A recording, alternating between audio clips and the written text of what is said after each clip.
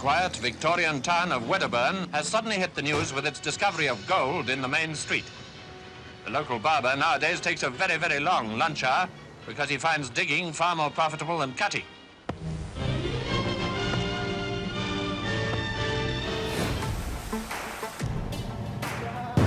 The rush to find and hold on to this elusive treasure has changed the world. Once we fell under gold's spell around 40,000 years ago, we were hooked. Gold's astonishing physical properties have meant many things to many different people. It's a blessing from the gods. It's an economic bedrock. I am going to establish a government market for gold. It means beauty, immortality, and eternal love. And it's caused empires to rise and fall. Our insatiable appetite for gold means we have moved mountains to find it. Yet the estimated total amount mined throughout history, over 212,000 metric tons, would fill just over 3 Olympic-sized swimming pools. And the harder it is to find, the hungrier we get for it. Acá la vida no vale nada.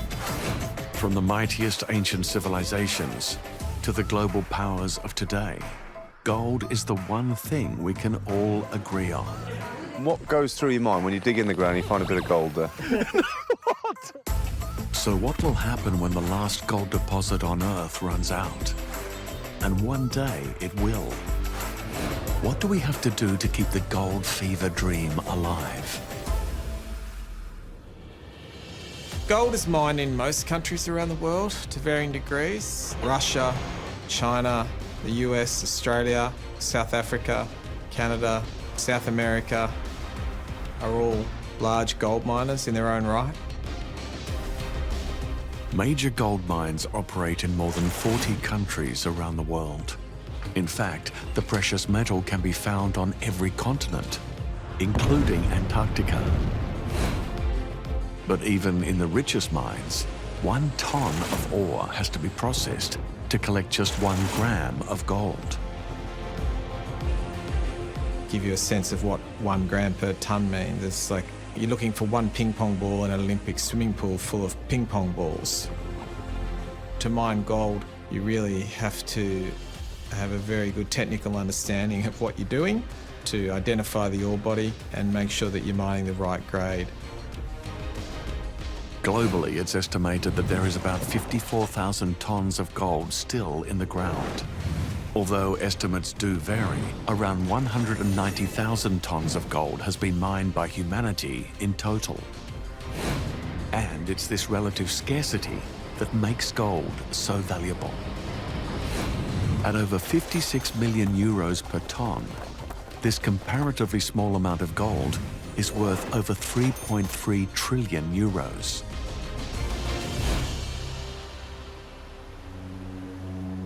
But why is gold so rare?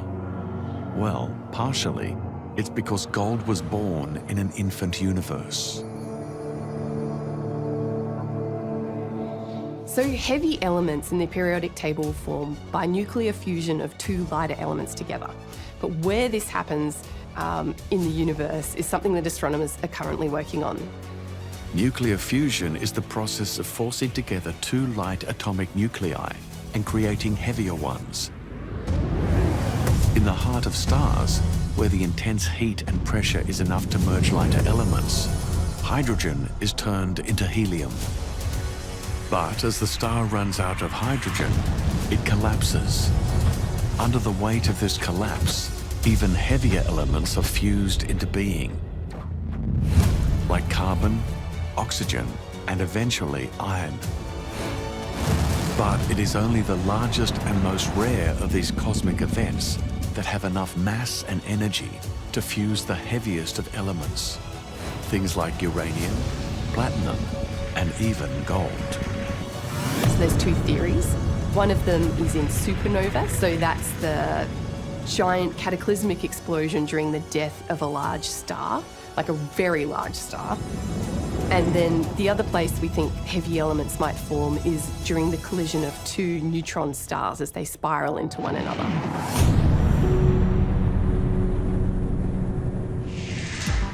And so gold is universally rare. All the gold we've ever mined has been sourced from meteorites that hit our planet a really long time ago. So as the Earth accreted from picking up all sorts of rocks and debris in its orbit, it began to differentiate. All the really heavy elements like gold sunk down into the Earth's core. So in theory, this process is so efficient that we should have barely any on the surface of our planet. So to explain the reason why we have so much gold, even though it's very rare, is due to the fact that there was heavy bombardment of meteorites that covered the surface of this proto-crust.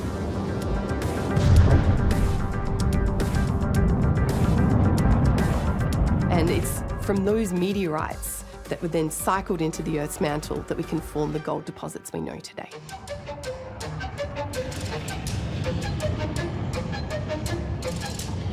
Over billions of years, volcanic activity and superheated water at work beneath the Earth's crust help carry gold closer to the surface.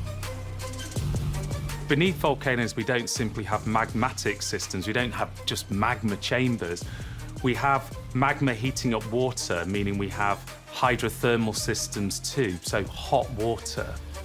And it's gold that gets dissolved into that hot water and transported up through fractures around the volcano that eventually gets delivered to the Earth's surface. Gold essentially can be concentrated in really hot fluids that often also contain silicate. They then get deposited as quartz with the gold. That's often why you see quartz and gold together. And then there usually is different areas where the gold's then concentrated, and that can sometimes be because of the chemical composition of the rock or because of particular structures that concentrate the gold in certain areas. These are the veins and reefs that miners have been chasing through shafts, tunnels and pits for thousands of years. But in one location, Earth's volcanic processes combined with a random cosmic event to set the conditions for some of the most gold-rich deposits in history.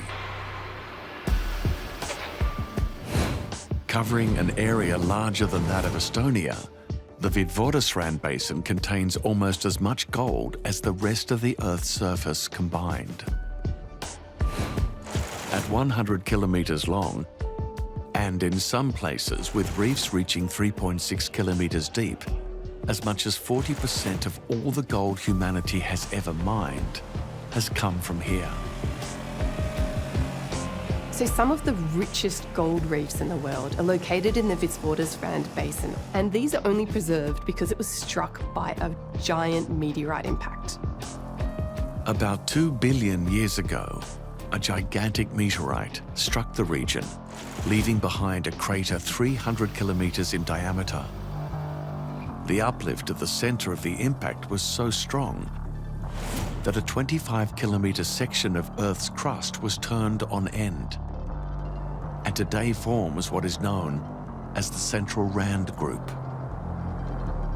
This meteorite slammed into the crust and there was instant rebound, bringing basement rocks to the surface, and it caused the Witwatersrand supergroup to sink and form these little syncline structures. As well as that, the ejecta, or the debris that blasted off the Earth's surface from the meteorite impact, landed on top of the Witwatersrand supergroup, and that has been weathered over the last 2 billion years so that we still have these gold reefs preserved today. If that impactor hadn't hit South Africa, it's likely that all those gold-rich rocks would have been weathered away.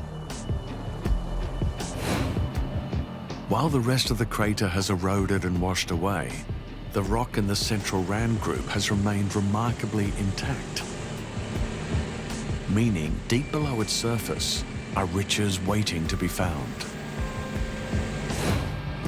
At the Penang mine, the deepest mine in the world, miners continue to chase a narrow vein of ore up to 4 kilometres beneath the Earth. That's deep enough to stack 10 Empire State Buildings on top of each other.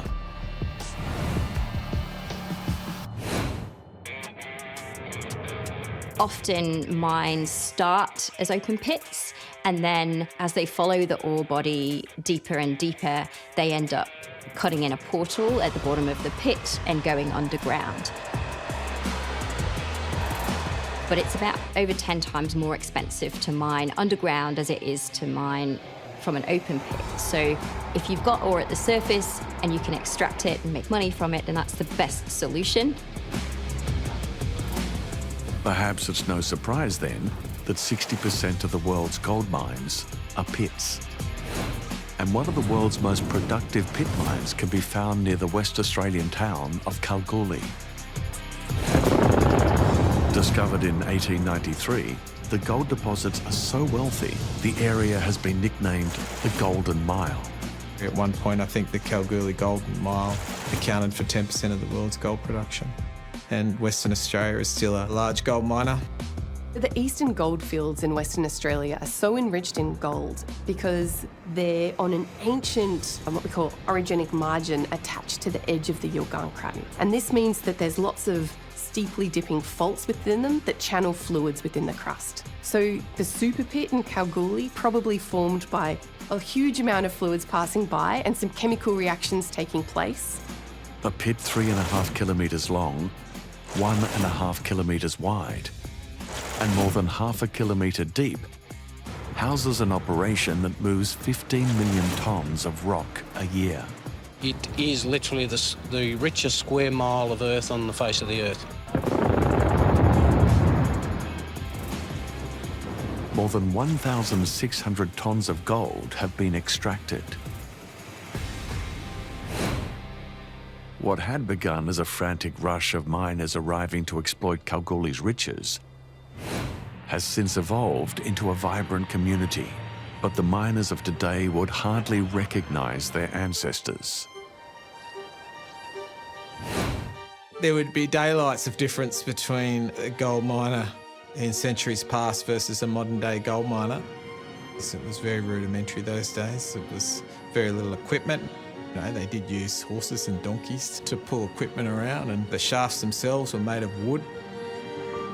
It's essentially a fairly risky job for not much of a guarantee of a lot of profit. But even though we have managed to improve our technology so we could dig deeper or process better, the world's gold supply increases by only 1 to 2% each year. Which is why we continue to search for untapped sources on every mountain, under every desert, and even where treasure hunters have always searched for booty, the ocean. Gold dust has been carried out to sea on the wind and washed down rivers for millions of years. Today, there's as much as 20 million tonnes of gold in seawater, worth over $1,000 trillion. It's a tantalising prospect, but the concentration is so low that it remains a pipe dream, despite countless attempts to figure out a way of harvesting it. Then there's the $150 trillion worth of gold on the ocean floor, brought to the surface in volcanic vents. But accessing it is an ethical and environmental minefield. Over 66% of the world's oceans are defined as international waters. Under United Nations jurisdiction, the ocean floor is protected from potential impacts of deep-sea mining. It also ensures that landlocked countries aren't excluded from the exploitation of resources that should belong to everyone on the planet. Despite the complexity of sourcing gold, we continue to crave the metal and show it off whenever we can. Half the gold ever mined has been transformed into jewellery. And gold jewellery is one of the reasons India is the world's largest consumer of the yellow metal. As countless Indian brides festoon themselves with gold jewellery, as part of their nuptial celebrations.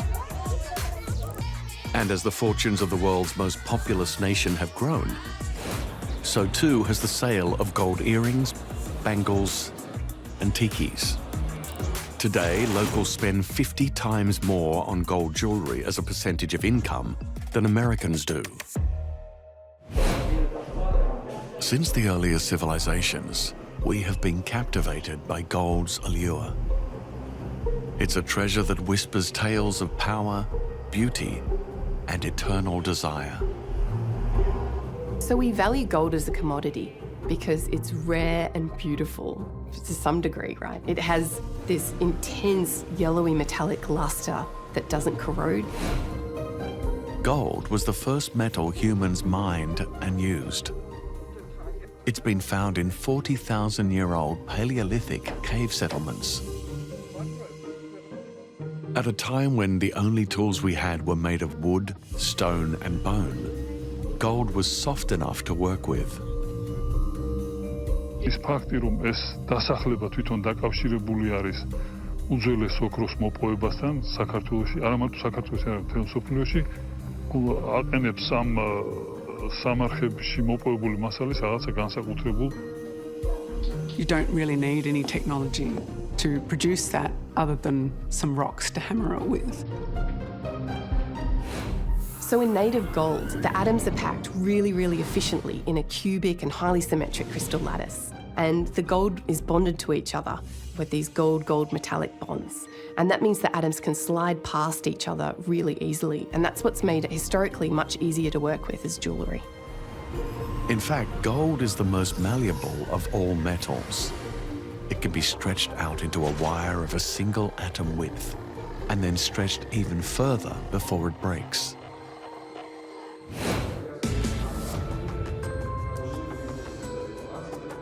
It's a wonderful element, it's unalterable, it's malleable. We can do so much with gold and its utility is really high. Obviously, gold as its place in the world for a standard of unit of value has a huge history. Because gold doesn't tarnish, it's been really useful as a form of wealth. You don't want your wealth to rust away in your fingers. As well as being conductive, the fact it doesn't tarnish makes it really useful for electrical connections. And so we use it a lot in everyday objects like computers and smartphones. It's found in the engine under the bonnet of McLaren's Formula One race car. We also use gold in space to help protect against corrosion from UV light and X-rays. In fact, it's used in spacesuits, with visors coated in a thin layer of gold to protect astronauts from the unfiltered sunlight. Aldrin and Lovell take their places aboard Gemini 12 to await the countdown and blast off. 1, 0.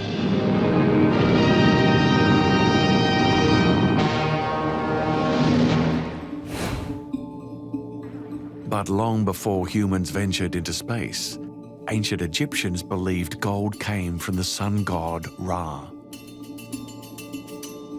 In ancient Egypt, it was used as a status of wealth. It was an important part of their daily lives and had an important place in Egyptian mythology as well. First found on the shores of the Nile River 7,000 years ago, the pharaohs believed gold was a divine substance that held magical powers. Because it's rare and beautiful and has this intense yellowy metallic luster that humans just seem to be attracted to. In the fabled Valley of the Kings, the royal burial chambers were known as houses of gold. The Valley of Kings. Nothing lives here. This inhospitable place is the burial ground of Egyptian royalty. Over 3,000 years ago, a boy king was buried here, a king of little importance. His name, Tutankhamun. The discovery of Tutankhamun's tomb in 1922 gave the world a glimpse into the staggering amount of gold accumulated by the pharaohs. But if ancient Egyptians loved their gold, Mesoamericans were obsessed. For Mesoamerican civilizations, working gold wasn't a craft, it was a religious ritual. The Aztecs believed that gold was the excrement of the gods. For the Incans, it was the sweat and blood of their sun god. Gold was appreciated for its material characteristics, its colour, of course, and its ability to be polished, but also even the sound that it would make. And some of the early objects made in the Americas were bells. It was very much associated with ritual and religious practices rather than barter or exchange. In the 16th century, the Spanish crossed the seas to the Americas and discovered more than just new lands. When the Spaniards subdued the New World, they unlocked a golden treasure trove, and in doing so, created the legend of El Dorado, the kingdom of gold. It was a cataclysmic moment for these civilizations. The Spaniards couldn't believe the vast amounts of gold used by people throughout the region. This is where we have one of the big clashes between the ideologies around gold when the Spanish come to the Americas. Priceless treasures were looted from palaces, temples and graves, and hacked from mines across the continent. They were on a quest for gold and glory, and the years of pillaging funded the Spanish Empire's expansion across the globe. Most of the precious metal artefacts were melted down and sent back to Europe to enrich Spain. Essentially, this material culture, which was so much a part of the spiritual understanding of the world for these American cultures, was entirely obliterated and redirected into the demonstration of wealth and authority and power in European courts. And it's still, a lot of it is in European museums today as European objects. With possession came power. There is also that timelessness about gold. The fact that it is sort of incorruptible, that lends it an air of immortality in a way. And certainly there have been many cultures that have associated gold with immortality. The fact that it is incorruptible creates this status. It has that ability to pass through time. It's an ability that drives modern British treasure hunters to search for remnants of the ancient gold. Ranging from prehistoric metalwork to Roman coins and Anglo-Saxon jewellery, in recent years across the British Isles, as much as 90% of ancient treasure has been unearthed by amateur detectorists. What goes through your mind when you dig in the ground and you find a bit of gold there? But not all detectorists are there for the right reasons. Removing things from their context will mean that we can never properly understand them. As an archaeologist, that's how I value objects for what they tell us about society. And once it's melted down, it loses all of that important information about culture and just becomes a commodity. A commodity that's good enough to eat? Gold has proved to be so bewitching, many people have come to believe in gold's health-giving benefits. It might well have been the first medicine administered by shamans.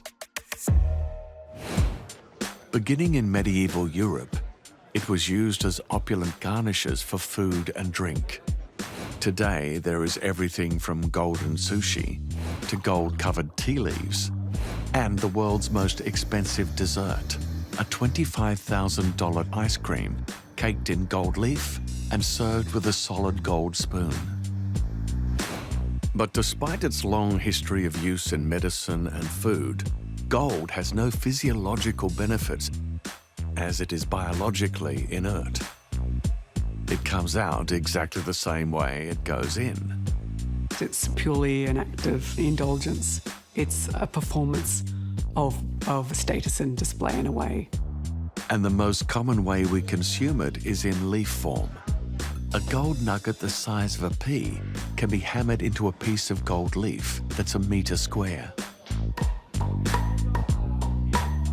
Compared to any copper alloy that a silversmith or a metalsmith might work with a hammer, for example, Every time it's hammered, the structure gradually becomes more and more rigid and firm, and it needs to be heated up to a certain temperature.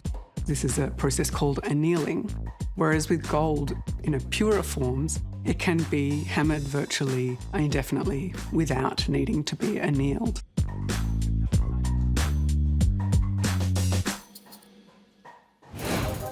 With so much gold to wear, sculpt and eat, the lust for the metal is only getting bigger. So the ultimate quest for many is not to take the risks of stealing or mining it, but rather to create their own.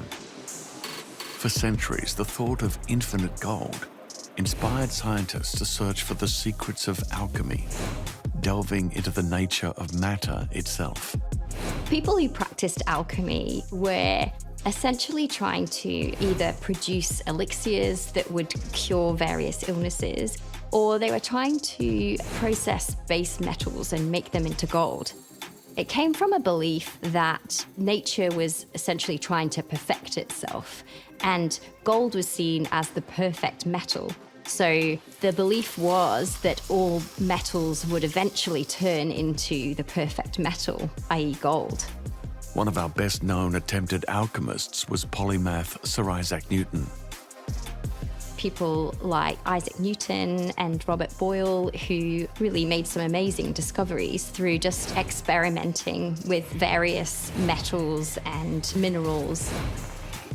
So alchemy is kind of considered as a kind of ancient art that crazy people did, but it's an essential precursor to modern chemistry.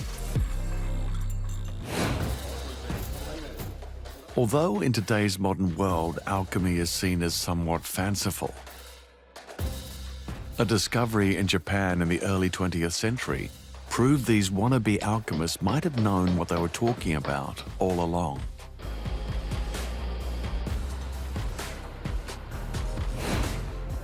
In 1924, a Japanese physicist created gold from mercury by bombarding it with neutrons. And in today's particle accelerators, which mimic the nuclear reactions in the heart of stars, gold can be created, but just one atom at a time. That means it would take 50 million years to produce a single gram of gold. So alchemy was and is just a dream. And for James W. Marshall, that was okay. On January 24, 1848, while inspecting the tail race of a new sawmill at Sutter's Mill in California, Marshall saw something shiny in the water. He found several small pieces of metal that he tested and realized were gold. And if one lucky digger could strike it rich, why couldn't another? In the 19th century, gold fever afflicted hundreds of thousands of people. Gold fever means that somebody is literally willing to lose their mind to get their hands on gold because they prize it that deeply. The thrill or the buzz of being able to find that supply, that mine, that nugget of gold that's going to change your fortunes. Gold has this unit of value which is exchangeable for cash at any time. So the idea of being able to go and pan or mine for gold means that the fever takes over the person and they can't stop but to continue to mine. Discovery of gold at Sutter's Mill in 1848 changed tiny trading posts to frontier boom towns. The discovery of gold at Sutter's Mill kicked off one of the most famous gold rushes in history. The population of nearby San Francisco exploded from 500 to more than 25,000 in less than a year. Between 1849 and 1855, around $2 billion worth of gold was extracted by the so-called 49ers. So cities like Melbourne and San Francisco wouldn't exist today in the way that they do if it wasn't for those early gold rushes. Nations were transformed by these epic population shifts. It was a similar story in Australia, where gold was discovered by miners who had only recently returned from the Californian goldfields. Australia's got a long and colourful history of gold mining, there's no doubt about that. In every state and territory there's been a lot of gold mining. A single strike of a pickaxe in 1869 uncovered the biggest nugget ever found. At 61 centimetres in length, it weighed as much as a washing machine. The welcome stranger, as it was called, would today be worth more than $4 million. Over 2 tonnes of gold a week flowed into the treasury in the heart of the city dubbed Marvellous Melbourne. An ambitious building program funded by rich pickings from its goldfields transformed what had been a shanty town into one of the richest cities in the world, with a population of 500,000. The gold rushes in California and Australia sparked an unprecedented period of gold exploration across Alaska, the Yukon, and South Africa. Close to 90% of the gold in circulation today was extracted over the last 200 years.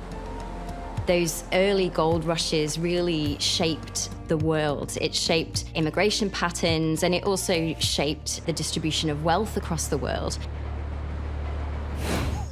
While those rushes may be a distant memory, their legend lingered and continued to inspire well into the 20th and 21st centuries. Here's a bit. Because there's still nothing like the thrill gold hunters feel when they catch sight of the telltale gleam. This rock wouldn't come out, so I just got my big pig and stuck it in it. It just sort of popped up a bit, lifted out. So I just bent down, and as soon as I grabbed it, I thought, oh shit, this is all gold. $1 million worth, you little beauty. Gold is still one of the few things on Earth that can be described as free money. If you're lucky enough to walk over it, then it's yours. It's out there, just waiting to be found. Everyone that looked at it was like fair dinkum, you know, so that's what we called it, the fair dinkum nugget. Most alluvial gold comes in the form of tiny flakes and grains. But some parts of the world have been blessed with gold that's much, much easier to find. I just moved along with my detector and I got a signal, no other metal in the area, so every signal I got was a piece of gold. And I just stood in one spot and waved my magic wand around the place, and all I could hear was beep, beep, beep, beep, beep, beep, and there it was. How do you feel at the end of the day when you haven't found it? I never knew a day like that. Really? Yeah. There's never been a day when you haven't found something? No. It's free money, and there are few things that drive us more than that. Wealth was attained largely through trade, where provinces kept Rome amply supplied. As soon as human society started to trade that was beyond just trading goods, they needed a method of exchange. And gold was a perfect candidate for that because of the fact that it doesn't tarnish and doesn't corrode over time. It looks like it was made yesterday. It's also got a relatively low melting point, so it's easy to make into coins. And it's found in its pure form, unlike a lot of other metals that are part of other minerals. So it was a great candidate for essentially providing the first form of currency. The value of gold has remained fairly constant throughout history. In ancient Rome, an ounce of gold would have bought a high-quality toga, sandals, and accessories. Today, it would buy the modern equivalent, a tailored suit, shoes, and a watch. Gold is highly portable. It's an easy material to be converted into something that can be worn, but also something that can be secreted away. We have many examples from antiquity and through history of people hoarding their gold under their houses. The person who buried it was in a big hurry to leave, and he couldn't take all of his possessions with him, and so he basically buried the jar in the ground. He covered it with the intention of returning to pick it up later, and as you can see, obviously, he never did. Broadly speaking, gold can be used as essentially a hedge against inflation. And if you have doubts about currencies, the global economy, or political tension, or the value of property prices, or any other asset class, people sort of will turn to gold. Thanks to its rock-solid reliability, In the formative years of the modern era, gold was the cornerstone of the Western economy. 1929 found the bottom falling out of the New York Stock Exchange, and the panic was on. Overnight, men of wealth were reduced to selling apples on street corners. The prosperity boom of the 20s had exploded like a giant soap bubble, and the United States tumbled down into a bottomless abyss of depression. President Roosevelt initiated a modern gold rush intended to pull America back from the edge of an economic abyss. I am going to establish a government market for gold in the United States. Therefore, the United States must take firmly in its own hands the control of the gold value of our dollar. In the first part of the century, the US Treasury had accumulated more than 20,000 tons of gold, almost 10% of all the gold ever mined. The guardians of Fort Knox left nothing to chance. 4.5 tons of gold locked behind walls built of steel-reinforced, concrete-lined granite and protected by minefields, electric fences, and helicopter gunships. The injection of bullion had given the government license to print more paper money because the Reserve had the gold to back it up. But by the 1970s, increasing international competition in trade, ballooning military spending, and an international inflationary crisis made the system untenable. The restrictions on private gold ownership in America were lifted in 1974, and the US dollar is no longer backed by its gold reserves. Gold remains a crucial pillar of the world economy. It's an economic safe haven in troubled times. Whether that's gold bars or gold coins in a vault somewhere, that people still see a large value in gold as a store of wealth. If you don't trust the US Federal Reserve that they're not going to print more money and devalue their own currency over time, or any Federal Reserve for that matter, you can't print gold, you have to mine it, and it's timely and expensive. And therefore, people have more security in gold than perhaps they do national governments around the world. When runaway inflation and financial instability chips away confidence in a country's economy, governments look to gold as the magic pill that will cure all its ills. The bank has today released the first batch of 2,000 Mosotunya gold coins to the market. The value of gold may be stable, but unless Earth is hit by another major meteor, which would cause unimaginable catastrophe, all the gold we're going to get is already here. It's finite and getting harder to source. If gold production starts to slow down and demand remains the same, then that will drive the price of gold up. That will then mean that lower grade ores will become economic to mine. New discoveries of gold will be made, more exploration will happen, particularly in areas undercover. So there's a lot of potential to make new discoveries in areas that are deeper, where the gold doesn't outcrop at the surface. And none of this comes cheap. Profit margins for gold miners are surprisingly thin.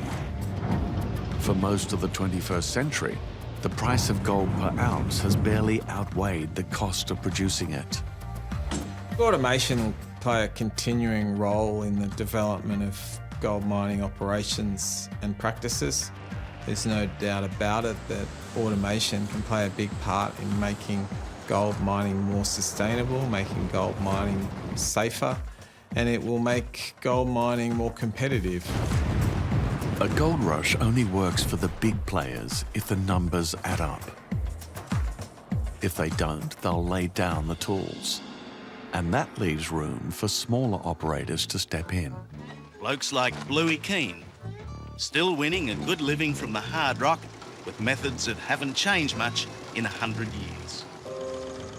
As much as 20% of the gold produced globally each year comes from artisanal or small-scale mining. And when enough of these intrepid individuals get together, they can create a new gold rush that moves mountains. That's exactly what happened in a remote corner of Brazil in 1980. Most of the labourers live on a meagre daily wage and the slender hope of finding a gold nugget or two of their own among the heavy sacks of earth they carry. 100,000 miners chipped away at Serra Pelada until they had created a 140-metre deep hole. The biggest gold nugget uncovered here weighed almost 52.33 kilograms, and a prospector lucky enough to make one of the richest discoveries on the mountain sold almost 1/4 ton of gold in a single day. Today, throughout the Amazon basin, an illegal, unregulated gold rush is occurring, which is causing untold environmental damage through deforestation and the unregulated use of cyanide and mercury. Quicksilver and gold brought together form a grayish, putty-like mass called amalgam. We use cyanide and mercury to process gold because it is the most economical way to separate the gold from the host mineral. The incoming cyanide solution goes on dissolving the particles of gold left in the sand after amalgamation and liquefied. And the use of cyanide has to be carefully managed because it can have significant detrimental effects to the environment.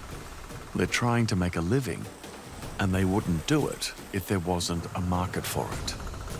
Se não for o garimpeiro, ele vai me usar só de aonde? Esse tesouro que eles ganham lá fora, medalha e tudo, sai da onde? Sai das nossas costas. Many of these illegal mining operations are controlled by organized crime gangs and drug cartels.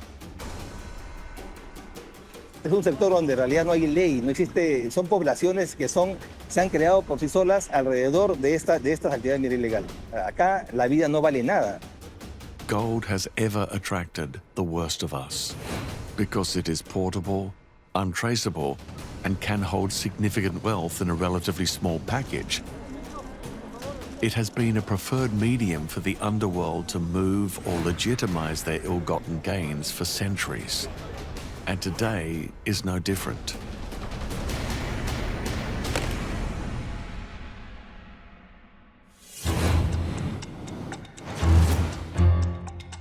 In Dubai, gold-rich rogue states, organized crime cartels, and Russian oligarchs all take advantage of Dubai's so-called free zones, which allow speedy financial transactions, free of taxes, duties, and bureaucratic red tape. The gold that passes through its refinery could have come from anywhere. The city is seeing a modern-day gold rush of people desperate to launder dirty gold and even dirtier cash. But Dubai is not alone in the world of illegal gold. Arguably the largest gold laundering enterprise in history was enacted during the middle of the 20th century in Europe. For back in Germany, the arms factories were working day and night, depending on producing countries across the world for metals which the Third Reich did not possess. On these metals, Germany built her war machine. During World War II, Nazi Germany stole and melted down gold worth $19 billion in today's value.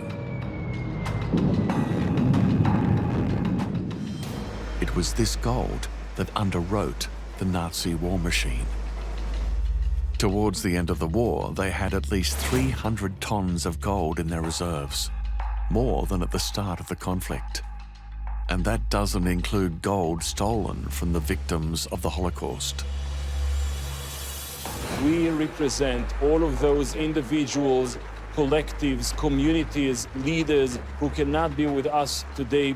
Every single coin which belongs to the Jews should go back to the individual Jews and to the Jewish people. With the majority of gold laundered through Switzerland and out into the world, many of the victims and their descendants are still fighting for reparations. These missing hoards have continually spurred on rumors of Nazi gold stashed in hiding places around Europe. Maar hier verder op wonen mensen die zien dat er mensen met een schop echt diep graven. Zonder toestemming vaak. In our modern world, given how easy gold can be misused and misappropriated, there's a rush to find ways to make the most out of the gold we already have. And it's one of gold's innate characteristics that is allowing this to happen. As a metal, you can endlessly melt it down and recreate it into new objects. And it can pass through many owners and many generations without changing physically. It doesn't diminish through recycling. And it's in e-waste that an abundant source of recyclable gold can be found. За 2 года работы программы мы собрали более 2000 тонн цифровой техники. Currently, as much as 7% of the world's gold reserves can be found in consumer electronics. Although it's an energy-intensive process, recycling is still 300 times less harmful to the environment than the carbon-hungry mining industry. It's really important that we look at our processes, the way that we mine, and become more efficient. And also think about the ways that we can reuse waste, for example. It's currently really difficult for a lot of electronic waste to extract a lot of the different metals and separate alloys out, for example. But there's got to be processes and ways that we can do this in order to use less, mine less, and become more efficient as a society. Once the quantities of gold retrieved from mine tailings and dumps is added to the total, gold recycling is astonishingly effective. 30% of the gold we've consumed over the last 2 decades has come from a recycled source. On a ici 93 kilos qui représentent une somme d'environ 3,5 millions d'euros. Cette grenaille va être soit vendue directement sous forme de grenaille ou repassée dans des fours pour obtenir des produits semi-finis. Gold is the one thing on Earth we want more than anything else. We may see a new gold rush as we discover new ways to get our hands on the gold that remains. Whether it's hidden in the ocean, or beneath Antarctica's frozen expanses, or even in outer space. Until then, we'll have to make do with the gold we have. A precious metal that hitched a ride to Earth on the back of meteorites billions of years ago. And in the meantime, we will keep using the same gold over and over, time and time again.